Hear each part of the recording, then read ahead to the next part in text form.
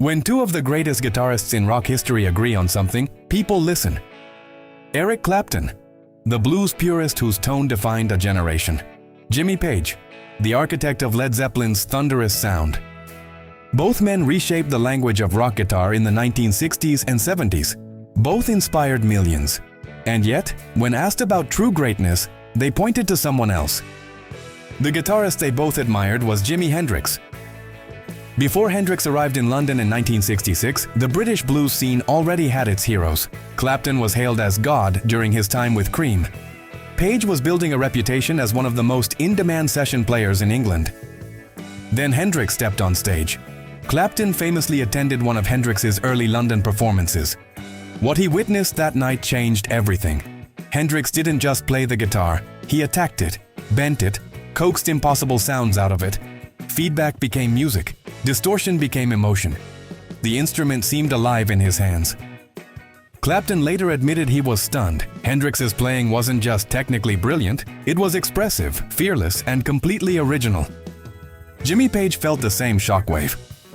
Page understood innovation. He had already begun experimenting with alternate tunings, studio layering, and heavy riff construction. But Hendrix was something else. He combined blues roots with psychedelic exploration, stage theatrics, and sonic experimentation unlike anything rock had seen. Both Clapton and Page described Hendrix's playing as incredible stuff, and they meant it. Hendrix didn't just play faster or louder, he redefined what the electric guitar could do. Songs like Purple Haze, Voodoo Child, Slight Return, and Little Wing introduced new tonal landscapes. His use of the wah pedal, feedback, and controlled chaos became foundational to modern rock. For Clapton, Hendrix represented evolution. He carried the blues forward, stretching it into new dimensions without losing its soul. For Page, Hendrix embodied freedom, the idea that the studio and the stage were limitless spaces, that the guitar could be orchestral, explosive, delicate, and violent, all in the same song. There was also humility in their praise.